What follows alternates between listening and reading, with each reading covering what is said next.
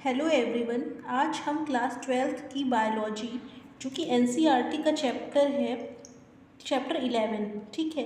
इसमें biotechnology applications आपको पढ़ना है। तो बायोटेक्नोलॉजी और उसकी एप्लीकेशन में क्या क्या आपको इम्पॉर्टेंट पढ़ना है एग्ज़ाम के लिए, बोर्ड एग्ज़ाम के लिए, वो आप इसमें देख लीजिए। ये आपका 6 पेज का है वीडियो, मतलब नोट्स हमारे 6 पेज के हैं और ये 10-15 मिनट का वीडियो आप देखिए तो ये चैप्टर आपको प्रिपेयर हो जाएगा। इसके अलावा आपको बुक से और कुछ भी पढ़ने की ज़रूरत नहीं पड़ेगी।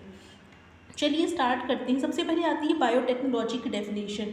बायोटेक्नोलॉजी होता क्या है? बायोलॉजिकल्स मतलब कोई भी बायोलॉजिकल प्रोडक्ट हैं, जैसे ड्रग्स हो गए, कॉस्मेटिक्स के सामान हो गए, एंजाइम्स हो गए, बीवरेजेस का मतलब होता है पीने वाले जैसे पदार्थ जैसे होते हैं, जैसे चाय कॉफ़ी हो गया या आपका अल्कोहलिक ड्रिंक्स होते हैं वो बीवरेजेस में आते हैं, या कोई और फूड प्रोडक्ट हो गए। इनका लार्ज स्केल प्रोडक्शन, मतलब ये जो लिखे हुए हैं इसके अलावा और भी इसमें प्रोडक्ट हो सकते हैं, कुछ प्रोडक्ट के नाम लिखे हुए हैं। ये बायोलॉजिकल प्रोडक्ट का लार्ज स्केल प्रोडक्शन मतलब फैक्ट्री में production by using genetically modified organism, जिसमें आपके आ जाते हैं माइक्रोब्स, प्लांट एंड एनिमल्स। मतलब जेनेटिकली मॉडिफाइड ऑर्गेनिजम्स का यूज़ करके ये सारे प्रोडक्ट्स को ज़्यादा बड़े लेवल पे बनाना ही बायोटेक्नोलॉजी है, ठीक है। तो बायोटेक्नोलॉजी क्या हो गया? बायोलॉजिकल टेक्निक्स का यूज़ करके ये सारे प्रोडक्ट्स को लार्ज स्केल में बनाना। तो ये आपकी बायोटेक्नोलॉजी की सिंपल डेफिनेशन है, इसको ये देख लीजिएगा, ठीक है। अब देखिए बायोटेक्नोलॉजी एग्रीकल्चर और मेडिसिन में किस तरीके से काम आती हैं वो हमें देखना है डिटेल में। एग्रीकल्चर पहले देखते हैं, मेडिसिन देन आपका नेक्स्ट टॉपिक रहेगा। तो एग्रीकल्चर में क्या करना होता है, बायोटेक्नोलॉजी का हम यूज़ क्यों करेंगे? क्योंकि हमें फूड का प्रोडक्शन बढ़ाना है, प्रोडक्शन भी बढ़ाना है, उसकी क्वालिटी भी बढ़ानी है, एकदम घटिया क्वालिटी का प्रोडक्ट हमें बनाना नहीं है। तो बायोटेक्नोलॉजी एग्रीकल्चर में 3 तरीके से यूज़ की जाती है। सबसे पहले तो हम इम्प्रूव्ड वेराइटी बना दें, इम्प्रूव्ड क्रॉप वेराइटी बना दें। इम्प्रूव्ड क्रॉप वेराइटी तो हम हाइब्रिडाइजेशन से भी बना सकते हैं, ठीक है। इसके अलावा ऑर्गेनिक फार्मिंग का यूज़ कर ले, या जेनेटिकली मॉडिफाइड क्रॉप्स या जेनेटिकली इंजीनियर्ड क्रॉप्स का यूज़ कर ले। 3 तरीके हैं एग्रीकल्चर में बायोटेक्नोलॉजी को यूज़ करने के।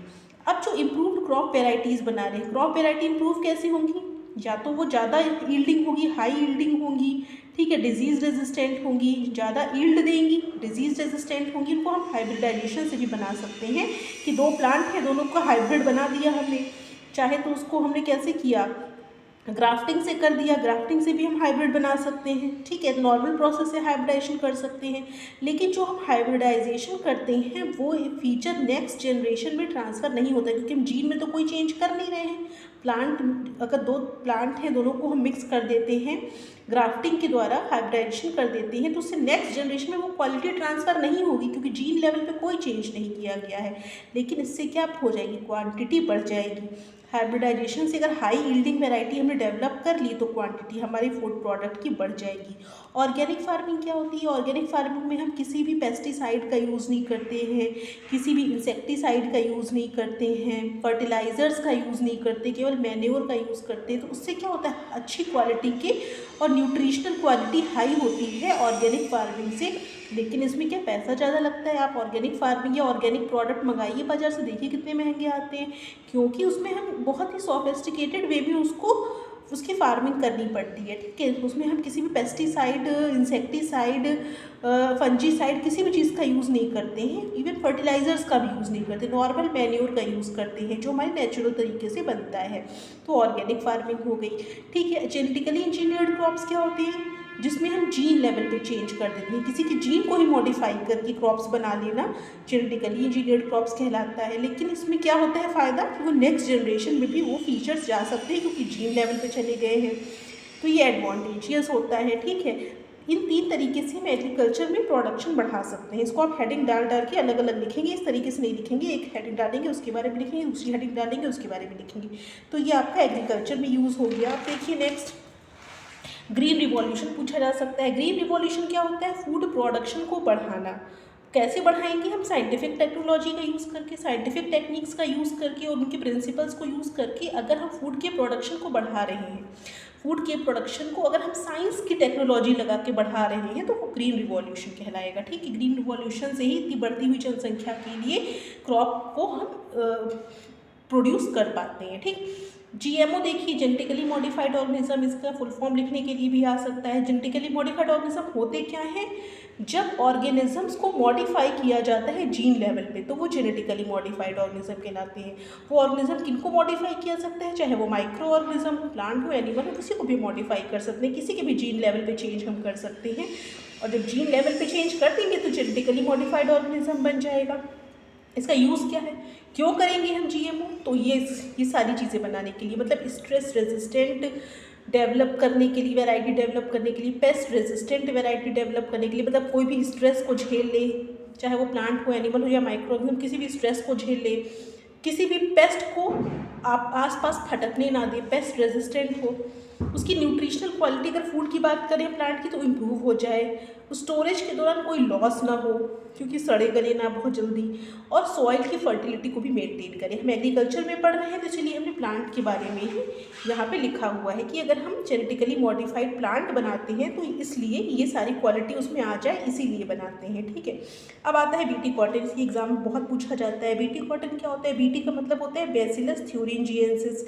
अब आप सोचेंगे कि नाम तो बहुत कठिन है, कैसे याद करेंगे, बैसिलस तो याद हो जाएगा, थ्यूरिंजिएंसिस कैसे याद करेंगे, तो इसको याद करने का तरीका देखिए, थर्सडे होता है, थर्सडे को आप रिंग पहन लीजिए, रिंग मतलब अंगूठी, थर्सडे को अगर आप रिंग पहन लीजिए, थ्यूरिंग हो गया और आगे ईएनसिस लगाना है, बस ईएनसिस, तो ये तो ये आप लगा भी लेंगे तो थ्यूरिंजिएंसिस हो गया। ये बैक्टीरिया जो होता है बैसिलस थ्यूरिंजिएंसिस एक बैक्टीरिया का नाम है जो क्या प्रोड्यूस करता है, प्रोटीन प्रोड्यूस करता है, और वो प्रोटीन इन सबको मार देते हैं, इन सारे इंसेक्ट्स को, जो इंसेक्ट्स के नाम लिखे हैं, बीटल्स, मॉस्किटो, फ्लाइज, इन सबको मार देता है। कौन मार देता है, बैसिलस थ्यूरिंजिएंसिस जो प्रोटीन प्रोड्यूस करता है वो प्रोटीन इन सबको मार देता है। तो इसको देखिए हमने फ्लो चार्ट के फॉर्म में बनाया हुआ है कि बैसिलस थ्यूरिंजिएंसिस ने प्रोड्यूस किया क्या, क्राई प्रोटीन, वो प्रोटीन का नाम क्राई प्रोटीन है जो कि इनएक्टिव फॉर्म में प्रोड्यूस होता है बैक्टीरिया के अंदर, इसीलिए बैक्टीरिया को हार्म नहीं पहुंचाता क्योंकि वो इनएक्टिव फॉर्म में होता है। लेकिन जब इंसेक्ट उस प्रोटीन को खा लेता है, ठीक है, मान लीजिए कि इस बैक्टीरिया का इन्फेक्शन किसी प्लांट में है, उसी प्लांट में आके इंसेक्ट बैठ गया, जब इंसेक्ट इस प्रोटीन को खाता है तो वो प्रोटीन इंसेक्ट के एलिमेंट्री कैनाल या गट में जाके एक्टिवेट हो जाती है। कैसे एक्टिवेट हो जाती है, क्योंकि वहाँ पे अल्कलाइन पीएच होता है जो कि क्राई प्रोटीन को एक्टिवेट कर देता है, और एक बार जब क्राई प्रोटीन एक्टिवेट हो जाती है फिर वो इंसेक्ट को नहीं छोड़ती, ठीक है, वो इंसेक्ट को किल कर देगी। मतलब जब तक वो बैक्टीरिया के अंदर प्रोटीन थी कोई नुकसान नहीं पहुंचा रही थी बैक्टीरिया को, लेकिन जब उसको कोई इंसेक्ट या एनिमल खा लेगा तो उसके एलिमेंट्री कैनाल में पहुंचते ही प्रोटीन एक्टिव हो जाएगी और उसको मार देगी। ठीक है, तो बीटी कॉटन ये हो गया। अब जो क्राई प्रोटीन बनाने वाले जीन का नाम क्या है, क्राई जीन। क्राई जीन जो होता है क्राई प्रोटीन बनाता है। तो अगर हम किसी तरीके से क्राई जीन को प्लांट में डाल दें तो प्लांट में भी क्राई प्रोटीन बनने लग जाएगा, और जब क्राई प्रोटीन बनने लग जाएगा प्लांट में तो उसके आसपास कीड़े मकोड़े फटकने नहीं पाएंगे, इंसेक्ट की एंट्री जो होगी वो प्रिवेंट हो जाएगी।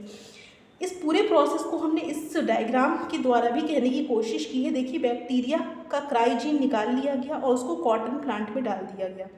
कॉटन प्लांट में जब डाल दिया गया तो कॉटन प्लांट क्राई प्रोटीन बनाने लग गया और इंसेक्ट्स गो अवे, और क्राई प्रोटीन बनने की वजह से इंसेक्ट भाग गए। तो इस कॉटन प्लांट को हमने नाम दे दिया बीटी कॉटन, मतलब एक ऐसा कॉटन जिसमें बैक्टीरिया का जीन है। कौन सा जीन है, क्राई जीन है। ठीक है, तो ये भी आप डायग्राम भी बना सकते हैं अगर आपको याद ना हो रहा हो थ्योरी वाला पार्ट तो, ठीक है, तो इस डायग्राम को बना के आप समझा सकते हैं। फिर आता है आरएनए इंटरफेरेंस। आरएनए इंटरफेरेंस क्या होता है, ये सारे यूकैरियोट्स में आरएनए इंटरफेरेंस पाया जाता है, हम भी यूकैरियोट्स हैं तो हमारे अंदर भी आरएनए इंटरफेरेंस पाया जाता है। काम क्या होता है, सेल्यूलर डिफेंस।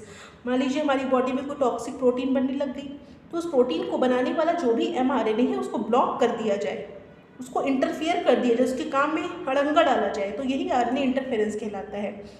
ठीक है, इसमें हम करते क्या है, एमआरएनए की एक्टिविटी को ब्लॉक कर देते हैं। एमआरएनए प्रोटीन बना रहा है, अगर वो प्रोटीन हमारे लिए जानलेवा है या हमारे लिए नुकसानदायक है तो हम क्या करेंगे, उस एमआरएनए को ही ब्लॉक कर देंगे ताकि प्रोटीन ही ना बने। ठीक है, तो एमआरएनए को ब्लॉक कैसे करेंगे, तो देखिए ब्लॉक करने के लिए कॉम्प्लीमेंट्री आरएनए, उसी आरएनए का कॉम्प्लीमेंट्री आरएनए भेजा जाता है सेल के अंदर। वो क्या करेगा, आरएनए के साथ बाइंड कर जाएगा एमआरएनए के साथ, और जब एमआरएनए के साथ बाइंड कर जाएगा तो प्रोटीन नहीं बन पाएगी। देखिए नॉर्मल केस में क्या होता है, एक एमआरएनए ट्रांसलेशन से प्रोटीन बनाता है जो हमने यहाँ इस तरफ बनाया हुआ है, लेकिन अगर हम इस एमआरएनए को कॉम्प्लीमेंट्री आरएनए के साथ ऐड करवा दें तो क्या डबल स्ट्रैंडेड आरएनए बन जाएगा, जिसमें एक हमारा खुद का mRNA होगा, एक कॉम्प्लीमेंट्री RNA होगा। तो कॉम्प्लीमेंट्री RNA mRNA के साथ अटैच होकर डबल स्ट्रैंडेड बन जाएगा, और जब इस कंडीशन में आ जाएगा तो उसमें ट्रांसलेशन हो ही नहीं पाएगा, क्योंकि इसके साथ जो भी ट्रांसलेशन की मशीनरी है वो बाइंड नहीं कर पाएंगी डबल डबल के साथ। तो नो ट्रांसलेशन नो प्रोटीन, तो वो जो हमारा टॉक्सिक प्रोटीन था वो सिंथेसाइज नहीं हो पाएगा। अब इसका यूज़ करके देखिए क्या यूज़ किया गया। एक निमेटोड था जिसका नाम था मिलेडोगाइनी इनकॉग्निटा। चाहे तो इतना नाम याद करिए या केवल इसको एम इनकॉग्निटा भी लिख सकते हैं। ये एम इनकॉग्निटा करता क्या था, टोबैको के प्लांट को नुकसान पहुंचाता था। ये क्या है, निमेटोड है, एक पेस्ट है, ठीक है, एक कीड़ा है जो टोबैको प्लांट को नुकसान पहुंचाता है। तो करते क्या है, एक कॉम्प्लीमेंट्री आरएनए बनाते हैं। कैसा कॉम्प्लीमेंट्री आरएनए बनाएंगे, जो इस वाले निमेटोड या इस वाले कीड़े के डेवलपमेंट या ग्रोथ से रिलेटेड जो प्रोटीन हो उसी को ब्लॉक कर दे। मतलब एक ऐसे आरएनए को ब्लॉक कर दे इस इंसान, मतलब इस निमेटोड के, जो उसकी डेवलपमेंट और ग्रोथ के लिए रिस्पॉन्सिबल हो। तो हमने एक कॉम्प्लीमेंट्री आरएनए बनाया जो कि ग्रोथ और डेवलपमेंटल जीन के साथ जाके बाइंड हो जाए या डबल स्ट्रैंडेड बना दे, तो वो जीन उसका सिंथेसाइज नहीं हो पाएगा, डेवलपमेंट नहीं हो पाएगा, ग्रोथ नहीं हो पाएगी और निमेटोड मर जाएगा। तो इसका आरएनए इंटरफेरेंस का यूज़ करके भी हम प्लांट को प्रोटेक्ट कर सकते हैं। तो ये सब तो एग्रीकल्चर में आपका यूज़ हो गया बायोटेक्नोलॉजी का, किस तरीके से बायोटेक्नोलॉजी की प्रिंसिपल्स का यूज़ करके हम एग्रीकल्चर में सुधार कर सकते हैं। अब देखिए मेडिसिन में सबसे पहला है इंसुलिन को बनाना, क्योंकि इंसुलिन डायबिटिक पेशेंट को दिया जाता है। तो इंसुलिन आएगा कहाँ से, अगर हम किसी और की बॉडी में बना हुआ इंसुलिन किसी और की बॉडी में डाल दें तो वो उसके लिए इम्यूनिटी क्रिएट करने लग जाएगा, टॉक्सिक हो सकता है। तो इसको बनाने के लिए देखिए इंसुलिन के बारे में हमें समझना ज़रूरी है कि इंसुलिन होता क्या है। जब भी ये क्वेश्चन है आप थोड़ा एक दो पॉइंट इंसुलिन के बारे में लिखेंगे कि इंसुलिन मेंटेन करता है नॉर्मल ग्लूकोज लेवल को, कहाँ पे, ब्लड में, ठीक है, ब्लड में नॉर्मल ग्लूकोज के लेवल को मेंटेन करता है। इंसुलिन दो तरीके के पॉलीपेप्टाइड से मिलकर के बना होता है, पॉलीपेप्टाइड ए, पॉलीपेप्टाइड बी, और उनके बीच में डाइसल्फाइड लिंकेज होता है। ये दो सल्फर के बॉन्ड बने हैं ना, ये डाइसल्फाइड लिंकेज है, ये हमारा मैच्योर इंसुलिन है। लेकिन जब इंसुलिन सिंथेसाइज होता है बॉडी में तो इस फॉर्म में सिंथेसाइज नहीं होता। वो कैसे बनता है देखिए इधर आप, during synthesis of insulin first pro insulin is form. सबसे पहले प्रो इंसुलिन बनता है या इनएक्टिव इंसुलिन बनता है, जिसमें एक तीसरा पॉलीपेप्टाइड भी जुड़ा रहता है। देखिए सी पॉलीपेप्टाइड, तो जब बना उसमें ए भी था, बी भी था, लेकिन बीच में एक अड़ंगा डालने के लिए सी अलग से आ गया था। तो जब तक सी हटेगा नहीं, ए और बी के बीच में डाइसल्फाइड बनेगा नहीं। तो सबसे पहले रिमूव किया गया सी पॉलीपेप्टाइड को, रिमूव हो गया, देखिए निकल गया, बगल में जा रहा है, ए बी बचे और उनके बीच में डाइसल्फाइड बॉन्ड की फॉर्मेशन हो जाती है, तो मैच्योर इंसुलिन बन जाता है। लेकिन अगर मान लीजिए आपको ये इंसुलिन किसी बाहर बनाना हो, इन विट्रो किसी बैक्टीरिया के अंदर बनाना, तो कैसे बनाएंगे आप, बैक्टीरिया इसको काट ही नहीं पाएगा सी पॉलीपेप्टाइड को, क्योंकि उसके अंदर वो एंजाइम ही नहीं होगा जो इसको काट पाए, तो उसके अंदर ही सिंथेसिस नहीं हो पाएगी। तो एली लिली एक कंपनी थी, एली लिली आपकी बुक में कंपनी का नाम दिया गया है।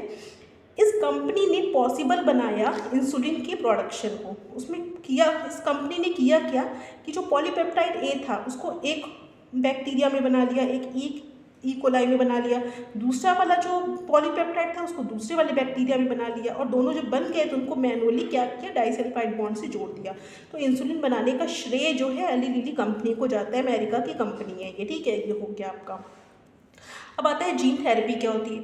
जीन थेरेपी का मतलब किसी भी चीज़ को ट्रीट करना, किसी भी जेनेटिक डिजीज़ को ट्रीट करना, किस तरीके से जीन का इंट्रोडक्शन करके, ये नॉर्मल या फंक्शनल जीन को इंट्रोड्यूस करके किसी जेनेटिक डिजीज़ को अगर हम ट्रीट कर लेते हैं तो वो जीन थेरेपी कहलाता है। जैसे कुछ लोगों में एडीए डिफिशियंसी होती है। एडीए क्या होता है, एडिनोसिन डीएमिनेज एंजाइम। कुछ लोगों में जन्म से ही इस एंजाइम की डिफिशियंसी होती है, जिससे उनका इम्यून सिस्टम बहुत ही वीक होता है। ये इम्यून सिस्टम को बढ़ाने के लिए, इम्यूनिटी को बढ़ाने के लिए ये वाला एंजाइम काम आता है। अगर एडीए का जीन हम इंट्रोड्यूस कर दें एडीए डिफिशियंसी वाले पर्सन में, तो वो जीन थेरेपी हो जाएगी। अब देखिए किया कैसे जाता है, एडीए का जीन हम इंट्रोड्यूस कैसे करेंगे।